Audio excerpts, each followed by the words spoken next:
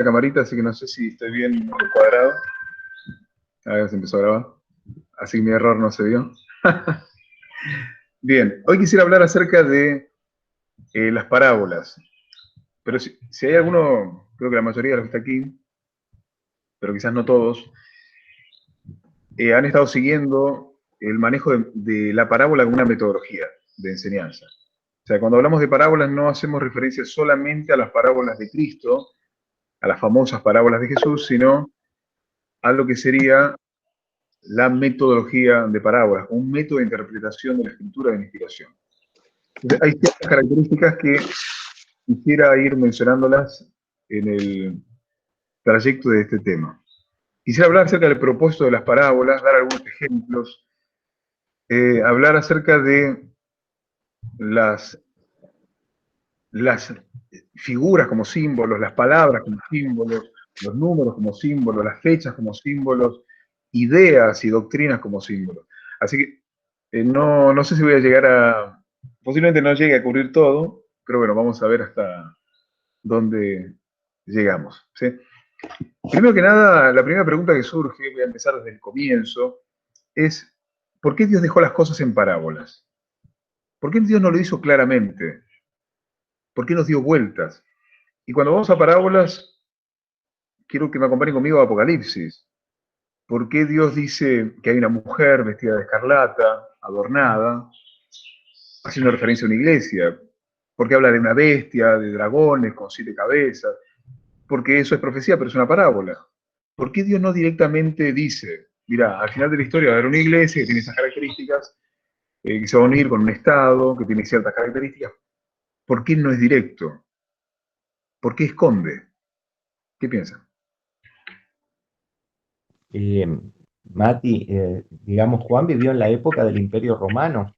Yo creo que él, si hubiera escrito en un lenguaje explícito las cosas, quizás su libro hubiera desaparecido del canon bíblico. O sea, el que se siente señalado por ese mensaje realmente tiene planes malos, va a tratar de destruir la evidencia que lo marca como el malo de la película. Muy bien, me gustó. ¿Alguien? Yo pienso eso que dice Adrián, que, o sea, podrían haber destruido la Biblia, los escritos, pero también algo más. Es como que la palabra de Dios es aplicable una y otra vez, y quizás decir las cosas de forma directa podría limitar un poco eso, pienso, no sé. Muy bien. Una característica que encontramos es que Dios no solamente esconde cosas en Apocalipsis, sino que vemos que Dios esconde las cosas desde el Génesis.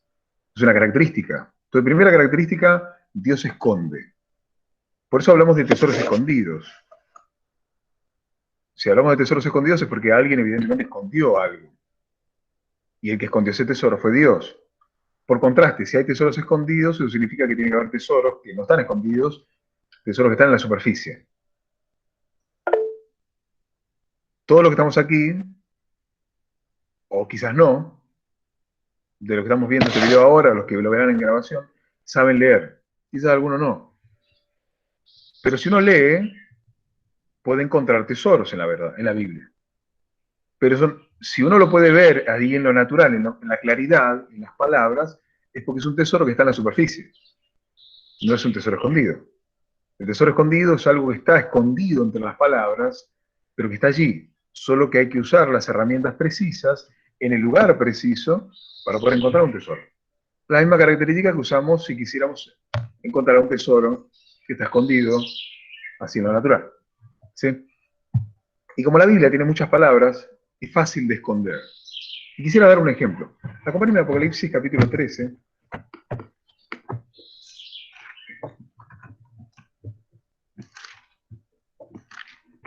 El capítulo habla de las dos bestias. Comienza hablando de una bestia que surge del mar, que entendemos que está hablando del papado. Luego una bestia que surge de la tierra.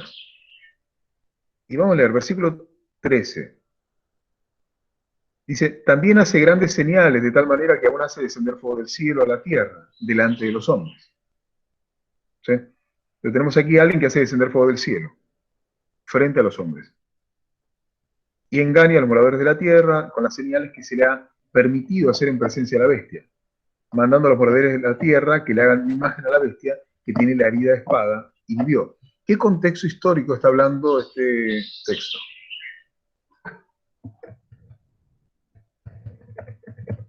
Elías, Ok, proféticamente, ¿de qué está hablando? ¿A qué periodo te lleva este texto? ¿Qué versículo fue, Mati? Capítulo 13, versículos 13 y 14.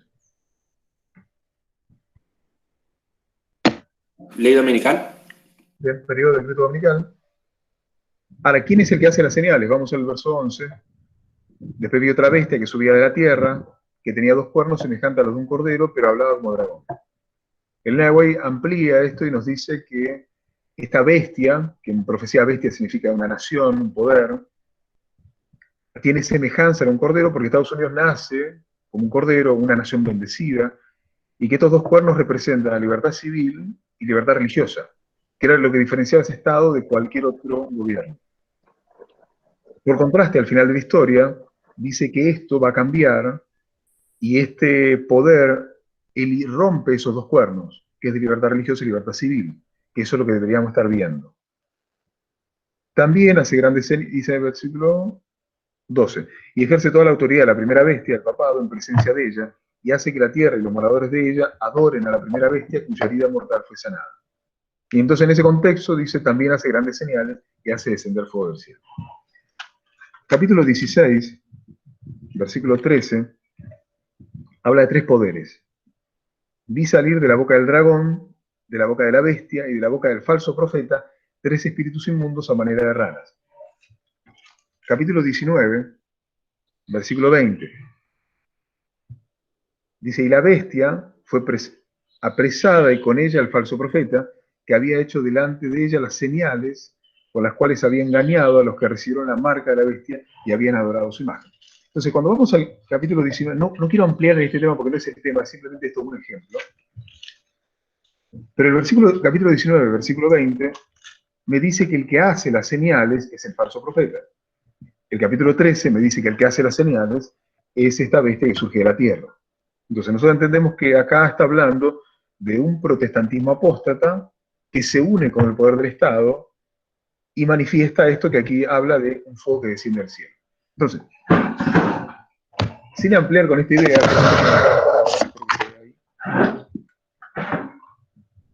la historia nos dice que hay un falso profeta.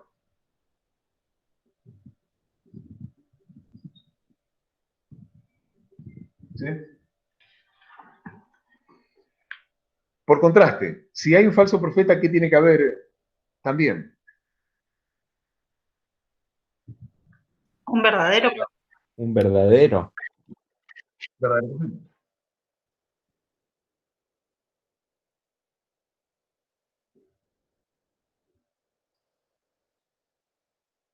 ¿Sí?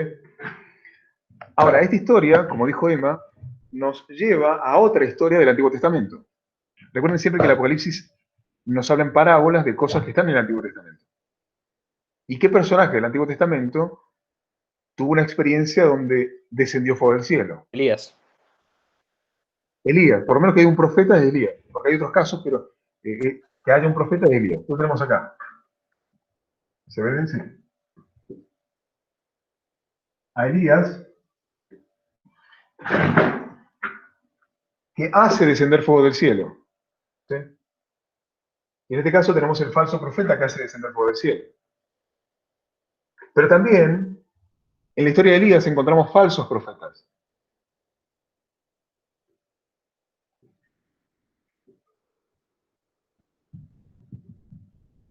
Que son los profetas de Baal, los profetas de Acera, ¿sí?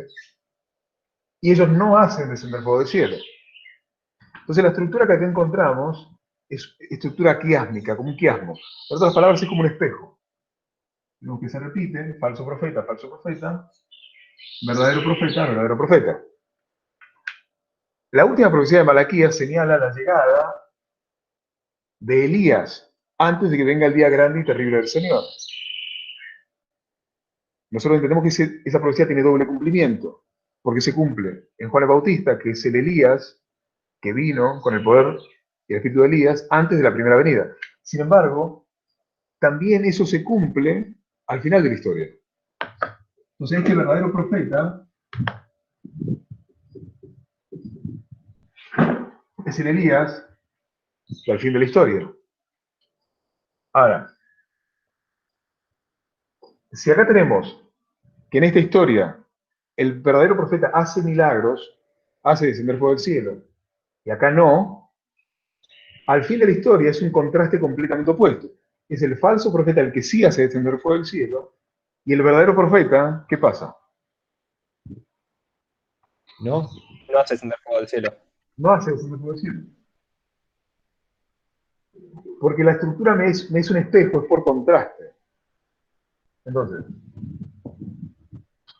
otra cosa característica es que esta historia de Elías es la historia natural. Y esta es la historia espiritual.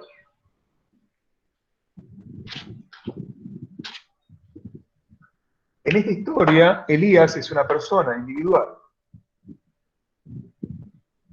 O vamos a esta historia. En esta historia, los falsos profetas son 800 hombres. En este caso, el falso profeta es una iglesia que se une con el Estado. Entonces, en lo natural es una cosa que me da información para entender esto, pero lo espiritual es diferente. No es exactamente igual. Acá el Elías es una sola persona. Elías, al final de la historia, el Agua lo presenta como los últimos mensajeros del tiempo del fin. En otras palabras, son 244.000, que son los profetas del fin de la historia. Otra característica que aquí hace descender fuego del cielo. Habría que ver qué significa descenso del fuego en esta historia. Porque esto es lo natural, pero lo espiritual es una cosa diferente. No tiene que ser literalmente fuego. Ahora, el punto que quiero señalar con esto, no quiero ampliar más que esto, es que si yo voy al versículo de Apocalipsis 13, versículo 13, solamente me da esta información. Que hay falso profeta que hace descender fuego del cielo. Pero cuando entendemos la metodología de parábolas que nos está llevando a esta historia ahora nos presenta una información que el texto no me estaba diciendo, que el Elías al final de la historia no hace descender fuego del cielo. El método de parábolas me proporciona, Mica dice un falso mensaje, puede ser, sea lo que sea, no hace descender fuego. ¿Sí? Esta característica la encontramos en la escritura y vemos que estos son tesoros escondidos, no son tesoros que uno encuentra en la superficie,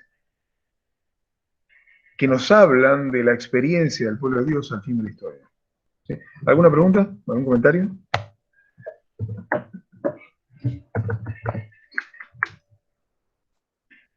Mati, lo que escribió Mica ahí en el chat es un falso Pentecostés, porque en el Pentecostés descendieron lenguas como de fuego y que permitió que los discípulos hagan milagros y hablen en lenguas y un montón de cosas. Entonces, un falso revivamiento del tiempo del fin con un montón de señales, que uno diga, este es el verdadero espíritu, ¿no? Y tengas otra gente dando un mensaje diferente y va a hacer que haya un contraste entre los dos grupos.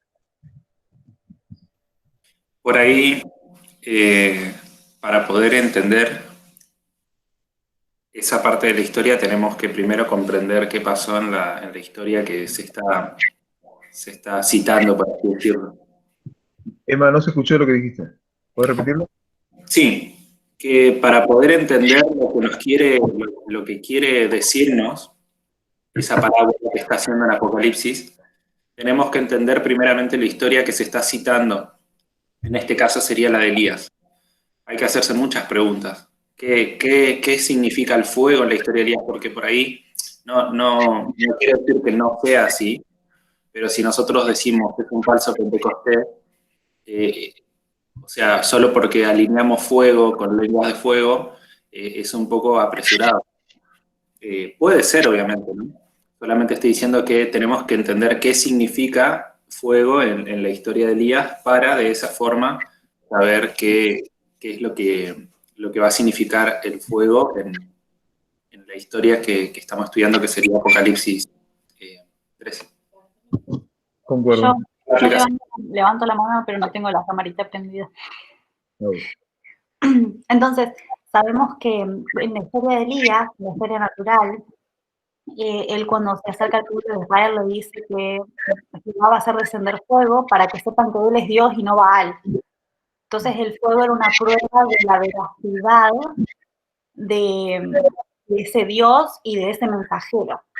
Entonces nosotros en el tiempo del fin vamos a esperar un mensaje, o sea, sabemos que va a haber un grupo que va a ser Elías, que van a ser los 144.000, y cómo entonces se va a probar la veracidad de ese mensaje, ¿no? Porque muchas veces, muchas denominaciones, muchas personas en general en el mundo y en otras iglesias, también hay curaciones y señales y imposición de manos y distintas cosas, ¿no? Que a veces llaman mucho la atención de la gente.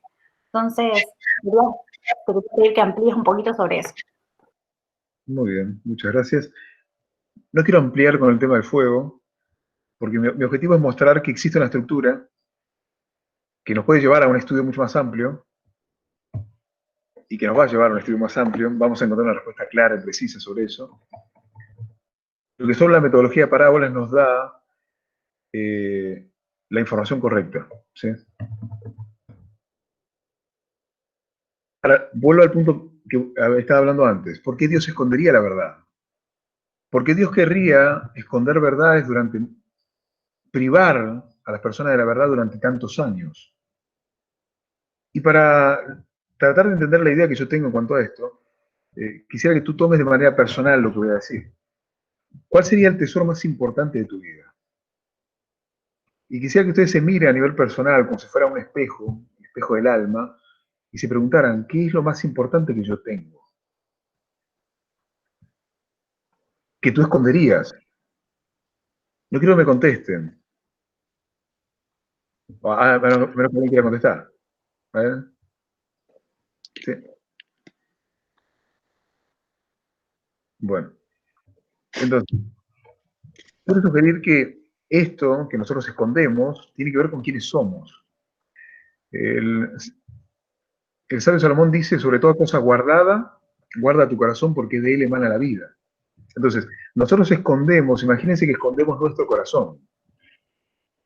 ¿Y por qué alguien escondería algo así? Nosotros sabemos que quienes somos, nuestro ser, nuestra persona, no es algo que al mundo le importe. Porque si yo escondo mi corazón, el mundo no va a poder comprar nada con eso. A menos que quiera conocerme a mí. No es un tesoro valioso para ellos. Entonces la pregunta es ¿por qué yo lo escondería? Lo escondería porque en realidad no reconozco que las personas no van a valorar eso. Aquel tesoro que es algo que quien soy.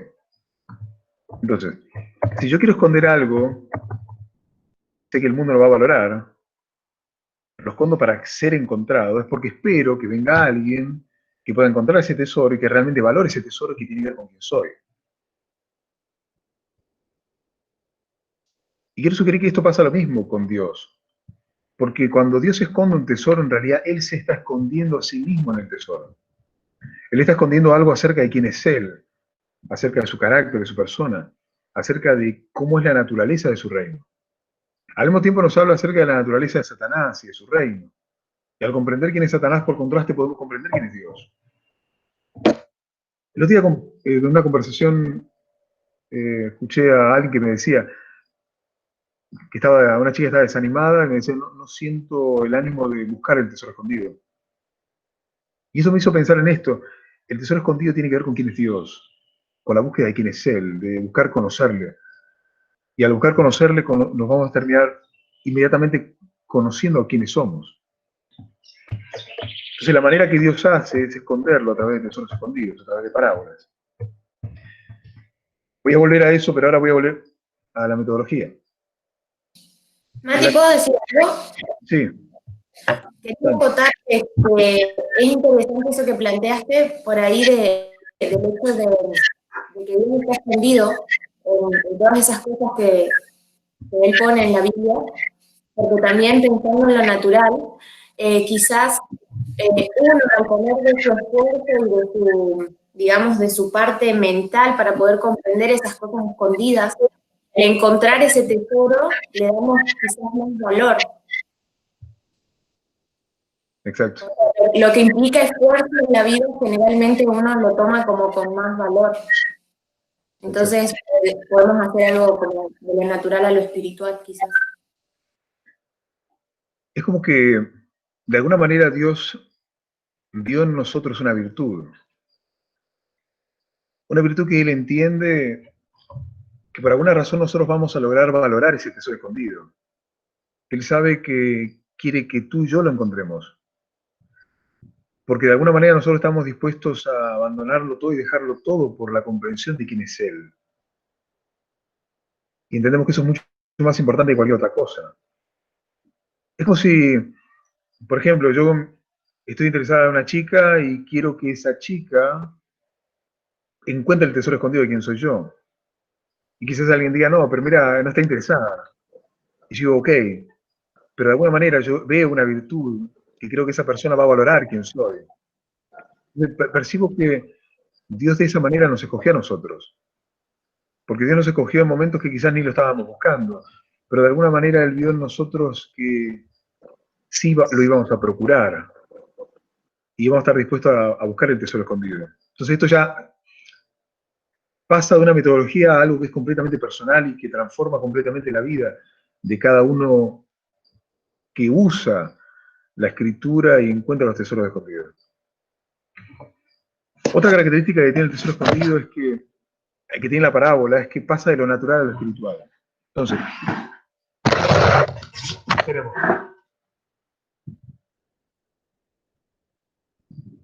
un cordero que me representa a Cristo. El cordero es algo que yo puedo ver, que yo puedo mirar, que puedo tocar, que puedo leer. Esto es natural. Y esto es espiritual. Entender lo natural me da luz para comprender lo espiritual. Por ejemplo, había corderos que en el santuario tú tenías que llevar y colgabas las manos, confesabas tus pecados y los pecados de tu familia. Sin embargo, no podías llevar corderos todos los días, no había presupuesto para tantos corderos, ni siquiera existían tantos corderos para que cada familia matara uno cada día. Entonces él iba una vez, se iban las fiestas. Pero ¿qué pasaba si tú vivías a kilómetros de distancia y no podías llevar un cordero? Entonces el santuario, cada mañana y cada tarde, el sacrificio matutino, vespertino, el santuario sacrificaba un cordero, uno en cada periodo, al cual no se le confesaba pecados. Entonces tú, desde el lugar donde estabas, esto es lo que el pueblo de Israel debería haber hecho, debería haber mirado por fe a aquel cordero que era sacrificado en el santuario y saber que había gracia para él para ese día. Que él no necesitaba sacrificar un cordero, el cordero fue sacrificado en su lugar, desde el santuario para él. Si se hubiera comprendido eso natural, hubieran comprendido claramente lo que sucedió con Cristo, con lo espiritual. El problema de Israel es que no entendió lo natural, por eso no entendió lo espiritual. Por eso el proceso siempre es así. Por eso hablamos del fuego. Yo sé que el Nahuay usa y habla acerca del fuego como un mensaje. Pero habría que ver cómo eso se ve en este periodo de tiempo. Y cómo eso natural se explica claramente para poder hacer una aplicación correcta a lo espiritual. Por eso yo personalmente no me atrevo a hacer una afirmación porque no he estudiado el tema. Pero siempre lo natural. Si mi interpretación de lo natural es cerrada, mi aplicación siempre lo va a estar. De ahí el peligro de hacer aplicaciones sin antes fijarse esto. Vamos de vuelta, ahora vamos a Cristo. Cristo ya llegó a la tierra. Él es lo natural, tú lo puedes ver, lo puedes oír. Pero él ahora me habla acerca del Padre. El Padre, en la parábola simboliza lo espiritual. No lo puedes ver, no lo puedes tocar. Felipe dice, muéstranos al Padre, nos basta. Jesús le dice, quien me ha visto a mí, lo natural, ve al Padre, lo espiritual. Estoy repitiendo cosas conocidas. Vamos a los mandamientos. Tenemos 6 mandamientos y 4 mandamientos dentro de la tabla de los 10 mandamientos. Los 6 mandamientos últimos me hablan de mi relación con el ser humano. No adulterar, no robar, no mentir, etc. Honrar a los padres. Los 4 mandamientos hablan de mi relación con Dios. Primero yo tengo que entender lo natural para poder entender lo espiritual. Si yo no amo a mi prójimo, no puedo amar nunca a Dios. Por eso Juan, en su primera carta, dice: quien no aborrece a su hermano, el que dice que ama a Dios y aborrece a su hermano es un mentiroso, porque la verdad de Dios no está en él. Los judíos culparon a Jesús no de deshonrar estos mandamientos, sino que decían que no guardaba el sábado, que él blasfemaba el nombre de Dios, porque ellos guardaban el sábado en reglas y se protegían de no blasfemar el nombre de Dios de tal manera que ni siquiera lo mencionaban. Entonces, si no lo menciono, no peco. Entonces, ellos se preocupaban por esto, pero no les importaban las personas. Entonces, al no importarle lo natural, nunca entendieron lo espiritual. Por eso el mundo va a ser probado en su relación con las personas. Natural, espiritual. Siempre es el primer paso, se pasa al segundo paso. Entonces, voy a dar un ejemplo de cómo este concepto de comparar y contrastar afecta nuestra vida por completo.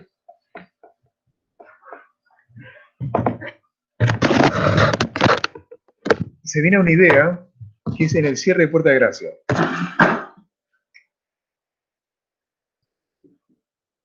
Decreto dominical.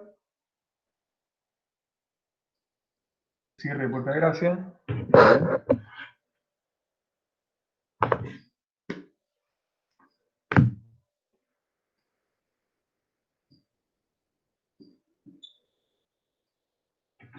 Decreto dominical, cierre de Puerta de Gracia, segunda venida de Cristo.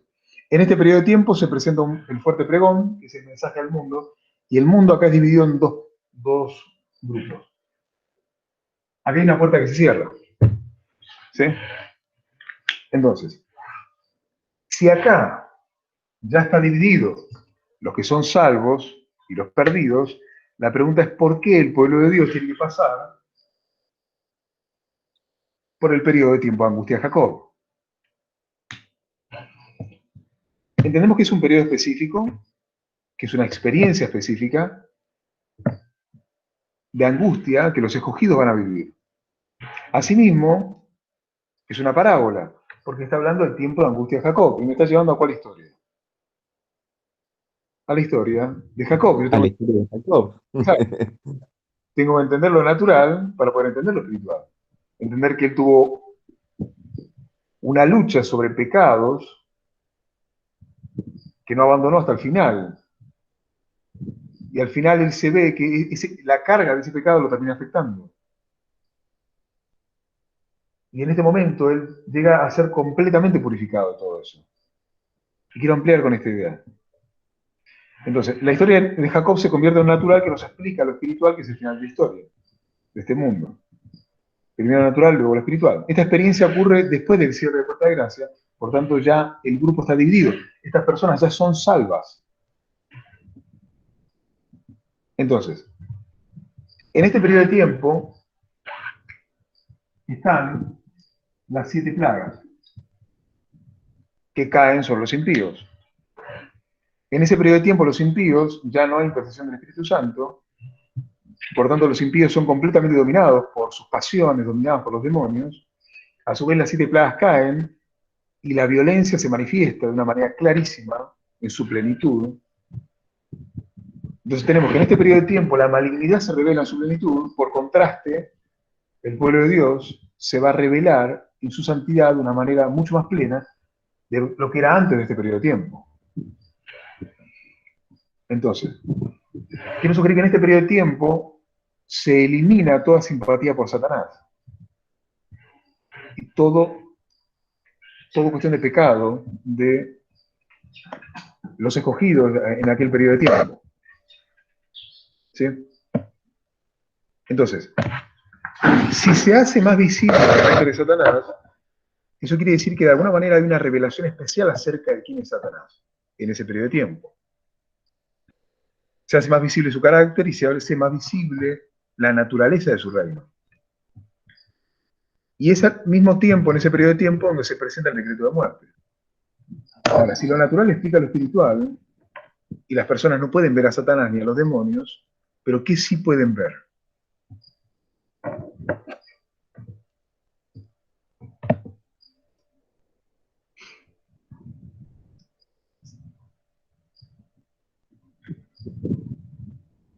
La maldad de las personas. Exacto. Ellos no pueden ver a Satanás, pero sí pueden ver los frutos de los súbditos de Satanás.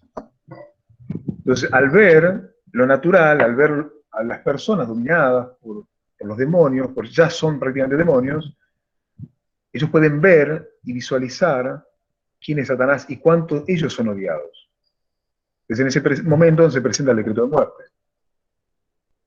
Estos siervos de Dios, que los quiero llamar los 144.000, comparan y contrastan. Ellos usan la metodología para recibir más luz. Entonces logran obtener aquella información faltante que no tenían hasta ese periodo de tiempo.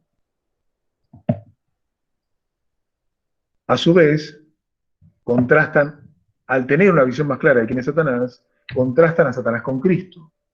Y de esa manera comprenden mejor a Cristo y a su reino. Por ejemplo, si yo sé que Satanás es mentiroso, por contraste sé que Cristo es verdad. Si sé que Satanás es un homicida, un asesino, por contraste yo sé que Cristo es dador de vida. El contraste me proporciona más luz. Y para entender esto quiero sugerir otra parábola. Que hay una experiencia similar con los ángeles en el cielo, en el gran conflicto en el cielo.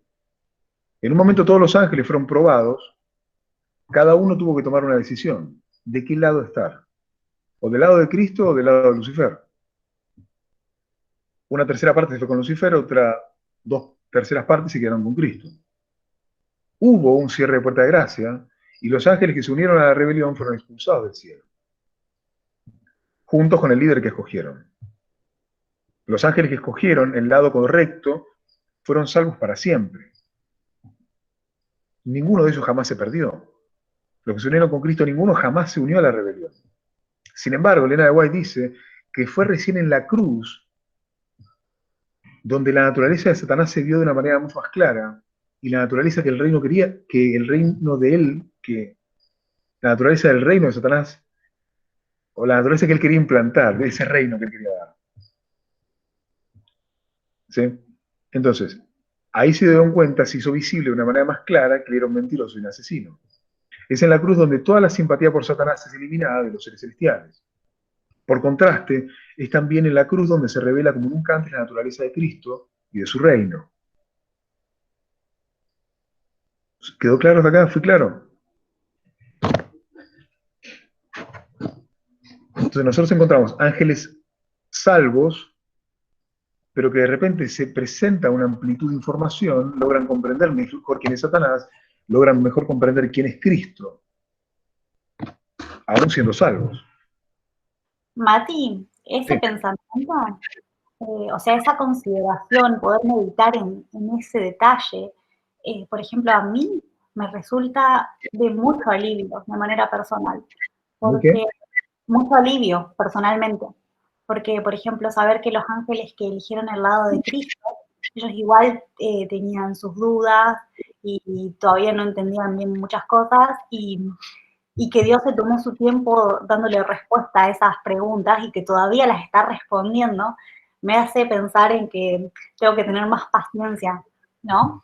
Para que Dios me dé las respuestas a veces que quiero, las quiero ya, y sin embargo con estos ángeles que es como que Dios está haciendo una explicación tan larga y tan comprensiva y tan profunda que requiere un poco más de paciencia.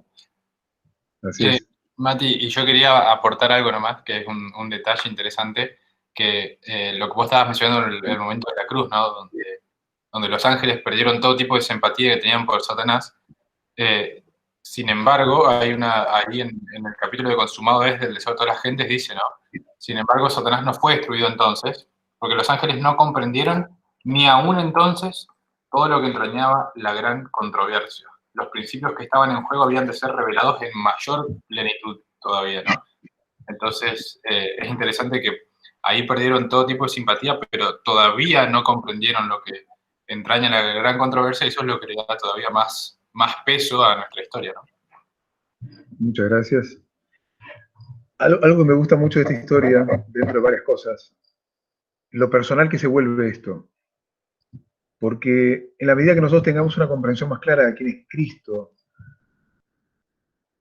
una comprensión más clara acerca de quién es Satanás y los reinos que cada uno presenta, vamos a tener inmediatamente una comprensión más clara de quiénes somos para cualquiera de los dos.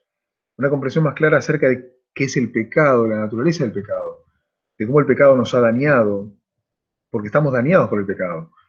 Somos la generación con 6.000 años de pecado, sumamente dañados física y emocionalmente por ello. Y Dios va a revelar al universo entero que va a agarrar la generación más débil de la historia y va a exaltar su nombre como nunca antes fue exaltado.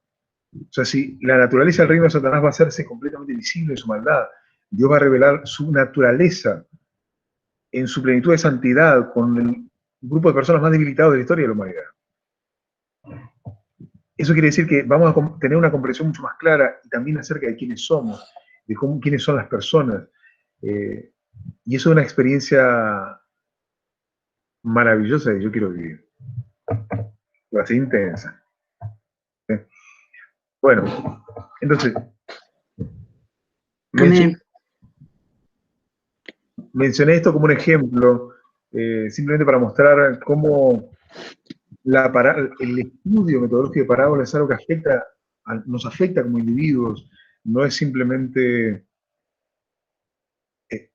un método, nada más. Entonces, vamos a ir al tema de las figuras. Nosotros entendemos que las figuras son símbolos.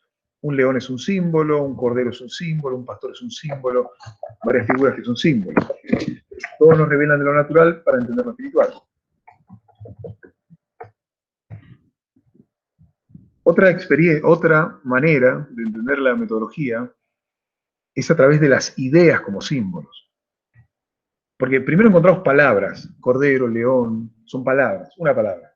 Luego empezamos a comprender algunas ideas, por ejemplo, clamor de medianoche o medianoche, que ya es un poco más que una palabra, y son conceptos e ideas que son un símbolo que expresan algo. Voy a pisar un poco el acelerador, para ir un poquito más rápido. También están las ideas como símbolos que nos llevan a doctrinas como símbolos. Entonces, cuando hablamos de una doctrina, no quiero hablar de las 28 creencias fundamentales, sino que cuando me refiero a doctrina es algo, una idea que me habla de mi relación con Cristo. Entonces, la parábola es el ejemplo, el medio que Dios tiene para enseñarme esa idea o esa doctrina. La doctrina, por ejemplo, sería la humanidad vinculándose con Cristo. El medio de Dios sería un pastor con una oveja. Entonces, tenemos los símbolos que me hablan de algo y luego la idea que esos símbolos me dan. Y esa idea se transforma en un símbolo que yo puedo buscarlo de manera repetida en la Biblia. Esta manera de cuidado y protección. ¿Sí? Tenemos el concepto de justaposición, que es el de atraer dos cosas. La parábola une dos cosas que por naturaleza no están unidas. El reino de los cielos es semejante a un hombre que se va a sembrar, una mujer que colocó levadura en la masa. Une dos historias, une el cielo con la tierra. Entonces la parábola tiene la característica de unir dos ideas, unir dos cosas, unir dos palabras, colocarlas juntas para que podamos comparar y contrastar. Otra característica que encontramos es el valor de los números como símbolos. Y acá hay que tener cuidado, porque existe lo que es también la numerología. Y hay ejemplos que, para mi visión, para la manera que yo veo, son numerologías que no respetan la metodología de parábola. Por ejemplo, la palabra Pedro, que muchos la agarran y la llevan al inglés, que es Peter. Entonces Peter, si uno busca el valor numérico de cada letra, si uno busca en internet, googlea valor numérico de las letras, te aparece, cada letra tiene un valor numérico.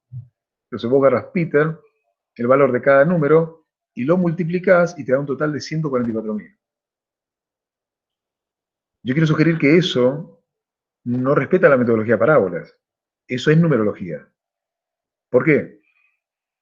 Primero, va al inglés, es Peter, cuando el texto está hablando en griego. Entonces ya rompe la primera barrera de lo natural, que es el histórico gramatical. Por otro lado, nos lleva a una escala numérica. ¿Y por qué yo tengo que usar esa escala numérica como una cuestión inspirada? Y tercer punto, por el cual encuentro que es un error, es por qué tengo que multiplicar. ¿Cómo yo tengo la certeza que hay que multiplicar y no que restar? O sumar, o dividir. ¿Por qué tiene que ser multiplicar? Porque si yo sumo me va a dar otro número.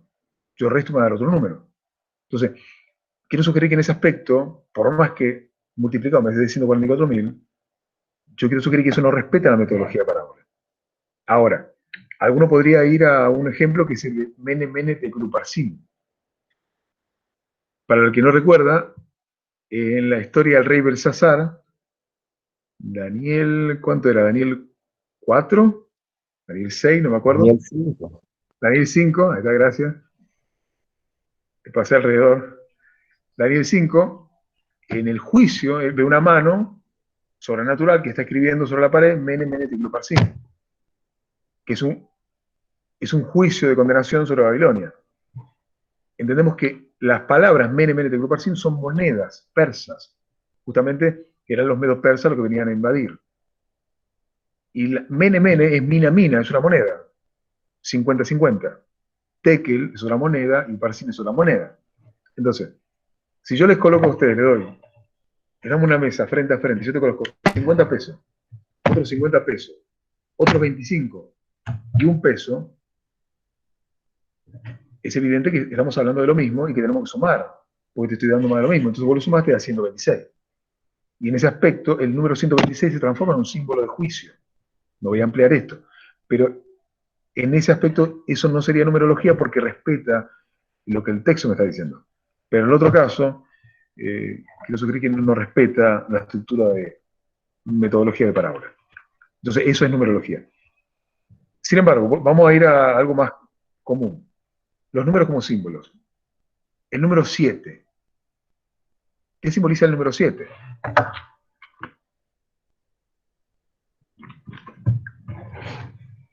Plenitud y perfección. Plenitud, perfección, muy bien. Pacto, bien.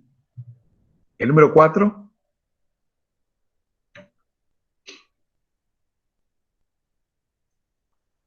Caída, destrucción. Bien. Ahora que me están diciendo esto, porque algunos pueden estar preguntándose, ¿y dónde sacan eso? Mica, vos dijiste perfección hablando del 7. ¿Cómo llegás a la conclusión que es un símbolo de perfección? Cuando Dios utiliza el símbolo suele estar relacionado con cosas completas y divinas. Por Por ejemplo, ejemplo, la más básica es la creación, los 7 días de la creación. O Muy bien. después, lo que es plenitud, perdón que mi gatito está jugando a hacer ruido, son los 7 espíritus que están en Apocalipsis, por ejemplo. Muy bien. Muchas gracias. Plenitud, perfección, sinónimos, pero tenemos algunos ejemplos que nos señala que ese número es un símbolo. El 4, Adri, vos dijiste.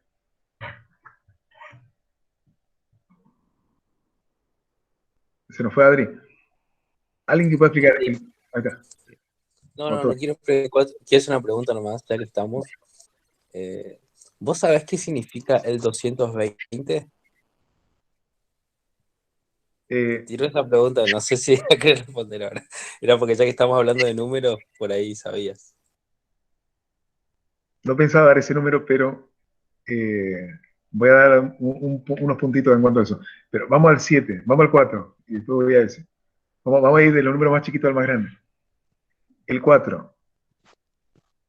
Y uno ve que simboliza caída porque, por ejemplo, los 4 últimos reyes de Israel que fueron llevados a cautiverio muestran desde que va el primer grupo de deportados hasta la destrucción de Jerusalén. O, por ejemplo, vemos que Satanás tiene 4 caídas, ¿no? La primera, la guerra en el cielo, la segunda en la cruz, la tercera con una última generación y la última en la destrucción en el lago de fuego.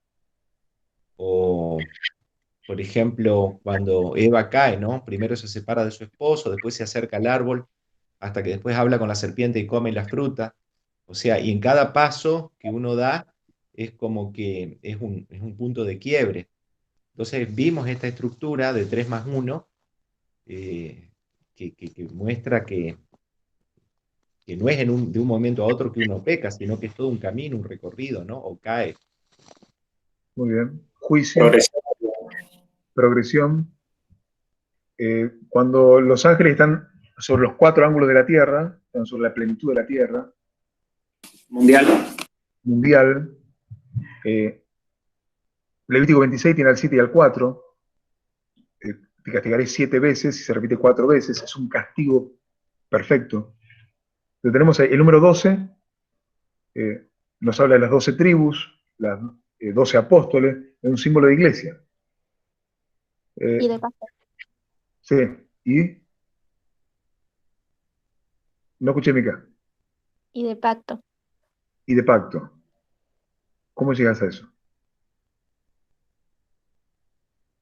También en relación con las 12 tribus y los pactos que Dios hizo con su pueblo. Es un símbolo de su nación, de su pueblo. Okay, símbolo del pueblo de Dios. Okay. El 220, ¿no pensaba hablar de esto? Yo quería que hables del 8, Mati. El 7 y 8. Bueno, 8 símbolo de resurrección. Sí, restauración. Bueno, 220. Tenemos la profecía de los 2520 y la profecía de los 2300 años. Sí, esto nos da un 220 aquí. El 220 es un número de restauración. Podemos ir al mensaje de clamor de medianoche y encontrar el número 220. Si vamos a ver en 1799, se encuentra la piedra Rosetta. La piedra Rosetta nos habla acerca de la naturaleza del Rey del Sur. ¿Por qué? Porque en esa piedra tenemos tres idiomas, dos idiomas que se entendían, luego están los jeroglíficos que no se entendían. Estos dos idiomas que se entendieron decían lo mismo, entonces por consecuencia dijeron, si estos dos dicen lo mismo, el tercero debe decir lo mismo, y ahí comprendieron qué significaban los jeroglíficos. Ahí se comprendió la naturaleza del Rey del Sur, en ese caso de Egipto. Porque hasta ese momento, nuestra comprensión de quién era el Rey del Sur, el Apocalipsis de Daniel 11, era que representa un poder ateo. El Ea White habla acerca de la Revolución Francesa como un poder ateo.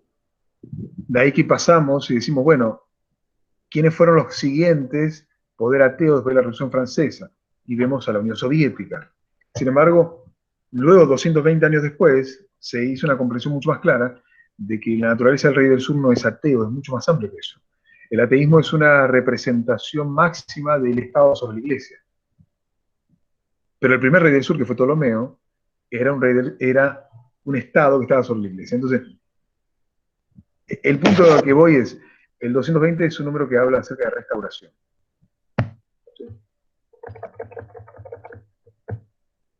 Muy bien, voy a dejarlo ahí. Ahora quiero ir un paso más. Desde el momento que entendimos los números como símbolos, ahora vamos a lo que son las fechas como símbolos. Si me acompañan a Esdras, capítulo 7.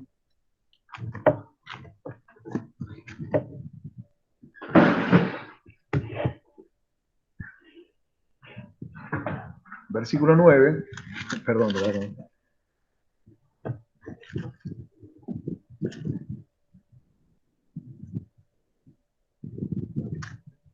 Dice, versículo 7. Y con él subieron a Jerusalén, con Esdras, algunos de los hijos de Israel y de los sacerdotes y levitas, cantores, porteros y sirvientes del templo, en el 7º año del rey Artajerjes. Y llegó a Jerusalén en el mes quinto del año 7º del rey, porque el día primero del primer mes fue el principio de la partida de Babilonia, y al primero del mes quinto llegó a Jerusalén, estando con él la buena mano de Dios. Entonces, aquí nos habla de que Esdras sale el primer día del primer mes de Babilonia. Llegan a Jerusalén el primer día del quinto mes. ¿Se ve bien o se ve chiquito? No, más grande.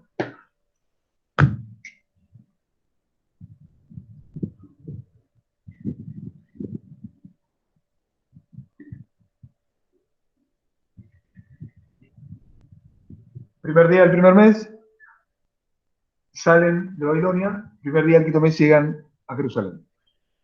Ahora, ¿por qué es importante esto para nosotros? Porque el año es importante. Es el año 457 a.C. Si nosotros vamos sin salir de Esdras, vamos a Daniel, capítulo 9, desde el versículo 24 comienza a hablarnos de la profecía de las 70 semanas, o sea, la profecía de los 490 años. ¿Y cuándo comienza esta profecía? Versículo 25. Sabe pues y entiende que desde la salida de la orden para restaurar y edificar Jerusalén hasta el Mesías príncipe habrá 7 semanas y 62 semanas. Entonces, el año 457 se vuelve un año sumamente importante porque es el comienzo de las profecías de las 70 semanas y al mismo tiempo es el comienzo de las profecías de las 2300 tardes y mañanas. ¿Sí? Entonces, lo que pasa en esta fecha se vuelve algo absolutamente relevante. Lo voy a hacer más chiquito.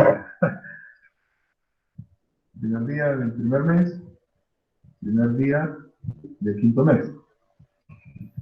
Y el día de la expiación en ese año, siempre el día de la expiación era el mismo,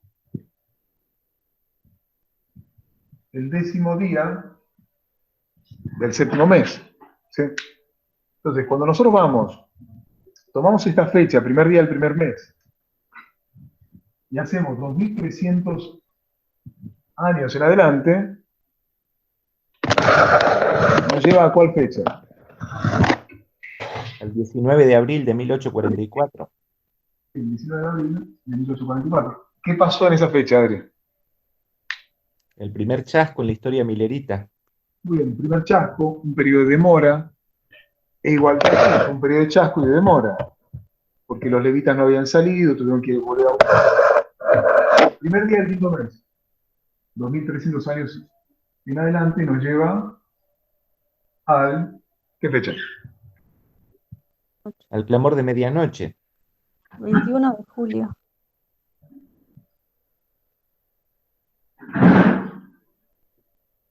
¿Quiero sugerir? 15 de agosto, ¿no es? El 15 de agosto. 15 de agosto de 1844, al clamor de medianoche. ¿Sí? Que eso fue cuando Samuel Linot dio el mensaje de que Cristo venía el 22 de octubre. Al mismo tiempo, el 10º día del 7º mes, 2300 años en adelante, me lleva al 22 de octubre. ¿Sí? Luego, cuando nosotros entendemos esto, podemos encontrar medianoche dentro del clamor de medianoche. Este dice que fue el 21 de julio, como dijo, creo que fue Agus. Entonces, ¿cómo se transforma esto como un símbolo?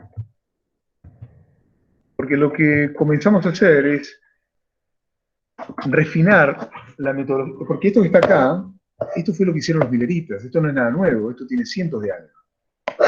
Por más de 100 años, ¿no? Estamos hablando de 1843, 1844. Pero lo que nosotros hicimos fue agarrar lo que ellos aprendieron y refinamos la metodología de ellos. ¿Se ve ahí?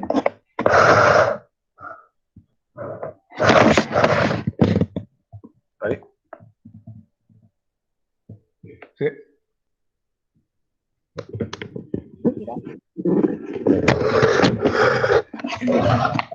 Simplemente como un ejemplo para mencionar cómo se usa esta idea de las fechas como símbolos.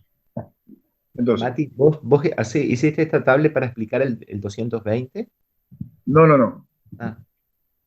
Me salí del 220, ahora estoy explicando por qué nosotros creemos que las fechas pueden ser un símbolo también. Entonces, no voy a explicar esto, simplemente explicar cómo lo hemos hecho y para que alguno pueda hacerlo, de manera en su estudio personal. Entonces, lo que hicimos fue usar una metodología, que es la metodología línea sobre línea, y comenzamos a alinear historias de la Biblia que me hablen del primer día del primer mes.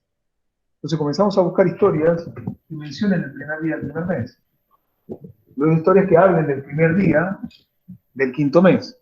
Y cuando comenzamos a unir esas fechas y esas historias, comenzamos a darnos cuenta que encontramos nueva luz, información que estaba allí, con historias ya conocidas. Entonces ahí encontramos que la luz se va revelando en la medida que uno va usando la metodología. Y encontramos varios testigos, y sabemos que una regla es que con 2 testigos se establece una verdad. Entonces nosotros encontramos testigos, testimonios que nos revelan verdades. Pero tenemos fechas como símbolo. Otra característica son y quiero terminar con esto, los periodos de tiempo como símbolos. Entonces, cuando nosotros vamos a esta historia, entre el primer día del primer mes y el primer día del quinto mes, tenemos 4 meses. 4 meses de 30 días nos da un número, que es el 120. Del primer día al quinto mes al 10º día del 7º mes tenemos 70 días. Entonces, luego lo que hicimos fue tomar esos periodos de tiempo y volver a usar una regla ya conocida, ya establecida, que es la de línea sobre línea. Y comenzamos a alinear distintas experiencias que tienen que ver con el 120 y que tienen que ver con el 70.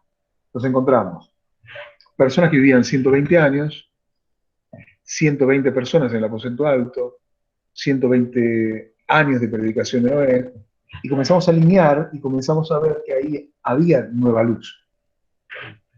Que Moisés muere a los 120, que Aarón muere el primer día del quinto mes, que están los 12 apóstoles, que en el primer día del quinto mes que representa el clamor de medianoche, acá nosotros tenemos un Lázaro muerto, pero después del clamor de medianoche, que es la entrada triunfal, tenemos un Lázaro vivo. Tenemos los 120 años antediluvianos y los 7 animales que entran en el arca. Tenemos 120 años de los reyes con David, Saúl y Salomón, y después tenemos los reinos divididos. 12 apóstoles, los 70. Entonces, cuando comenzamos a hacer ese tipo de línea, empezamos a encontrar nueva luz. Entonces, para resumir esta idea, tenemos las figuras como símbolos, los números como símbolos, ideas, doctrinas como símbolos, fechas como símbolos y periodos de tiempo como símbolos.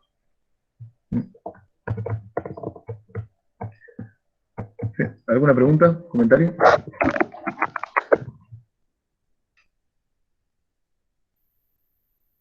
Entonces, lo que estamos haciendo es un refinamiento de la metodología que tenían los mileritas. Los mileritas llegaron hasta las fechas. Nosotros lo que hacemos vamos refinando. Y el refinamiento de la metodología es llegar a amplitud de verdad. Y si Dios, en un mundo que se va a volver completamente oscuro, el pueblo de Dios va a brillar como nunca antes, es porque tiene que haber luz, como nunca antes se vio. Es volver a las historias ya conocidas, con la metodología correcta y encontrar luz que nos habla acerca de la naturaleza de quién es Dios y su reino, de Satanás y de su reino, y de esa manera también comprender quiénes somos nosotros. Esto se encuentra a través del uso, el perfeccionamiento de la metodología que usaron los profetas, y nosotros refinar esas mismas reglas. ¿Sí? ¿Algún comentario?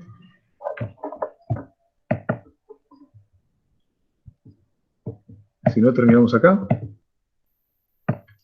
Yo sé que hay algunas personas, algunos que nunca escucharon algunas cosas que estoy mencionando ahora, que puede resultar completamente nuevo, pero invito a que puedan hacer este estudio, que yo solamente lo mencioné, pero ustedes busquen eso y van a encontrar tesoros escondidos que están ahí esperando ser encontrados. Y que otros ya estamos en periodo, ya se encontraron, pero nosotros no los conocemos y tenemos que conocer. Si nadie tiene nada más para decir, terminamos con una oración. Querido buen Dios y eterno Padre que estás en los cielos, gracias, Señor, por tu palabra. Gracias, Señor, porque tú has visto en nosotros virtud de querer desear buscarte, de desear conocerte, de no quedarnos en la superficie, sino buscar un poco más. Querido Señor, suplicamos que abras nuestra mente, nuestro corazón, para poder comprender estos tesoros que nos hablan acerca de ti, que son tesoros que transforman la vida de las personas que los encuentran. que son tesoros que van a transformar y seguir cambiando a aquellos que lo reciben con corazón abierto. Sabemos también, Señor, que tú, aquellos que están dispuestos a ser enseñados, tú vas a darle mucho más. Y queremos ser parte de ese grupo. Queremos ser parte de ese grupo que estará hasta el final. Que cuando el mundo se vuelva malo, nosotros podamos volvernos cada día más parecidos a ti. Querido Señor, tú también conoces cada uno de los corazones aquí presentes, algunos con luchas personales, con angustias emocionales, con conflictos económicos, con problemas de salud. Tú sabes, Señor, cada condición aquí presente. Pero si hay algo que estamos viendo en la línea profética es cuánto tú comprendes al ser humano y cuán cercano estás a nosotros. Que muchas veces te hemos buscado de distintas maneras y nos hemos sentido abandonados, diciendo, ¿dónde estás? Pero hoy podemos mirar las líneas proféticas y ver cuánto cerca tú estás, cuánto nos comprendes. Y eso, Señor, es la fortaleza que tenemos. Ayúdanos, Señor, a aferrarnos a la verdad y a no soltarnos, porque es lo único que nos sostendrá cuando todo lo demás tiemble. Amado Señor, quédate con nosotros, lo pedimos humildemente en el nombre de Jesús. Amén.